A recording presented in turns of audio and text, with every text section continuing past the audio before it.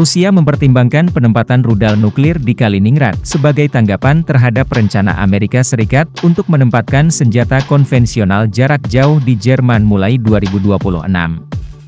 Wakil Menteri Luar Negeri Sergei Ryabkov menegaskan bahwa pertahanan wilayah Kaliningrad, yang berbatasan dengan anggota NATO Polandia dan Lituania, menjadi fokus utama. Ryabkov menyatakan bahwa semua opsi terbuka dalam menanggapi rencana penempatan senjata AS. Saya tidak mengesampingkan opsi apapun, katanya kepada wartawan di Moskow, dilansir Reuters, Jumat, 19 Juli 2024. Presiden Rusia Vladimir Putin sebelumnya mengumumkan bahwa Moskow akan melanjutkan produksi rudal darat jarak pendek dan menengah dan akan memutuskan penempatannya jika diperlukan. Rudal-rudal ini dapat dipasangi hulu ledak konvensional maupun nuklir. Ryabkov menambahkan bahwa Rusia akan memilih dari berbagai opsi untuk memberikan respons yang paling efektif terhadap langkah AS, termasuk dalam hal biaya.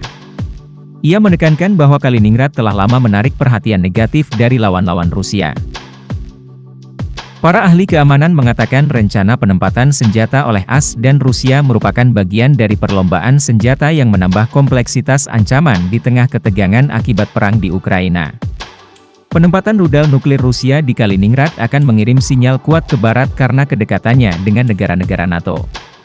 Namun, Andriy Baklitsky, seorang pakar pengendalian senjata dari United Nations Institute for Disarmament Research, menyatakan bahwa peluncur rudal Rusia di Kaliningrad kemungkinan akan terlihat, setiap detik, oleh intelijen dan pengawasan NATO, sehingga penempatan semacam itu lebih merupakan aksi teatrikal.